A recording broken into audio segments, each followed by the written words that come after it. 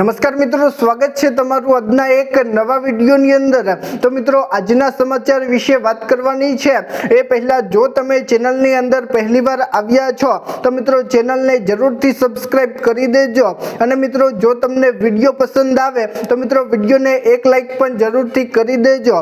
તો મિત્રો ચાલો વધારે સમય ન બગાડતા આજના આ વિડિયોની શરૂઆત કરીએ। મિત્રો આજના સૌપ્રથમ સમાચારમાં જોઈએ તો મિત્રો આજે ગુજરાતના વાતાવરણની અંદર પલટો આવ્યો છે।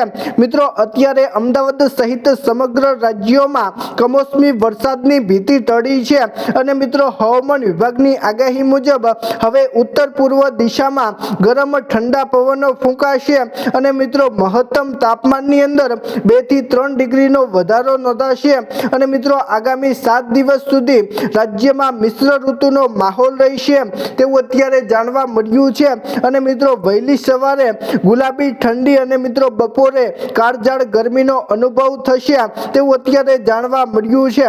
મિત્રો આગામી 7 દિવસ સુધી આવું વાતાવરણ રહેશે તેવું અત્યારે હવામાન વિભાગે જણાવ્યું છે। મિત્રો આની અંદર સવારે ઠંડી અને મિત્રો બપોરે ગરમી જેવું વાતાવરણ રહેશે તેવું અત્યારે જાણવા મળ્યું છે।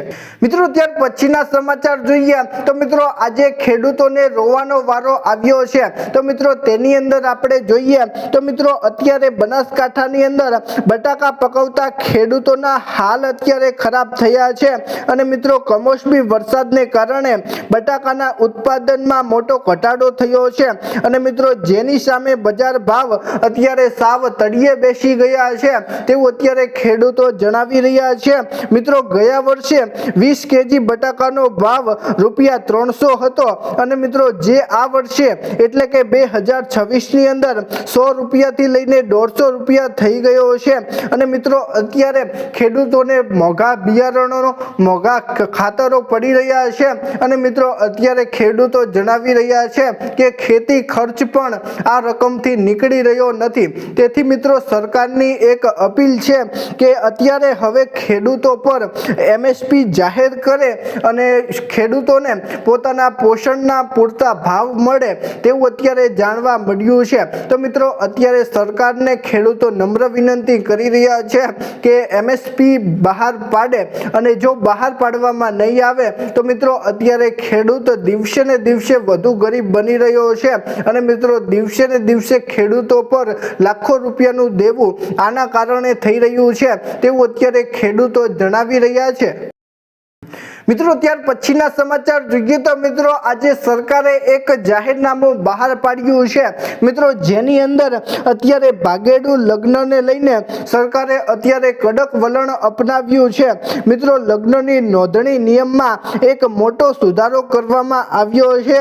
મિત્રો સુધારાના અમલી પહેલા સરકારે લગ્ન નોંધણીના નવા પ્રસ્તાવિત નિયમો જાહેર કર્યા અને તે પહેલા આજથી આ નિયમો નાગરિક પોતાના વાંધા સૂચનો મોકલી શકે છે। એટલે કે મિત્રો જો તમારે આની અંદર વાંધા કે સૂચનો હોય તો મિત્રો તમે સરકારની સત્તાવાર વેબસાઇટ પર જઈને સૂચનો મોકલી શકો છો તેવું અત્યારે સરકારે જણાવ્યું છે અને મિત્રો સમય મર્યાદામાં લોકો પોતપોતાના સૂચનો જારી કરશે અને મિત્રો સૂચનોના આધારે સરકાર આ 16 નિયમોની અંદર કયા ફેરફારો કરવાના છે તે હવે નિર્ણય લેશે તેવું અત્યારે સરકારે જણાવ્યું છે। મિત્રો ત્યાર પછીના સમાચાર જોઈએ તો મિત્રો દેવા માફીની છેલ્લી ચેતવણી। મિત્રો અત્યારે ખેડૂતોનું દેવું લાખો રૂપિયામાં થઈ ગયું છે અને મિત્રો તે વચ્ચે એક માહિતી આપવામાં આવી છે કે મિત્રો જેની અંદર અત્યારે ખેડૂતો દેવા માફીનો મુદ્દો આકરો બન્યો છે અને મિત્રો હવે તે વચ્ચે ખેડૂતોને આશા હતી કે બજેટની અંદર ખેડૂતોની દેવા માફી થશે પરંતુ મિત્રો હકીકતમાં બજેટની અંદર દેવા માફીની જાહેરાત કરવામાં આવી નથી અને મિત્રો અત્યારે તેથી ખેડૂતોની મૂંઝવણ અત્યારે રહી છે કે શું સરકાર હવે દેવા માફી કરશે। તો મિત્રો અત્યારે સરકારે ખેડૂતોને સહાય માટે નવી યોજનાઓ બહાર પાડી છે।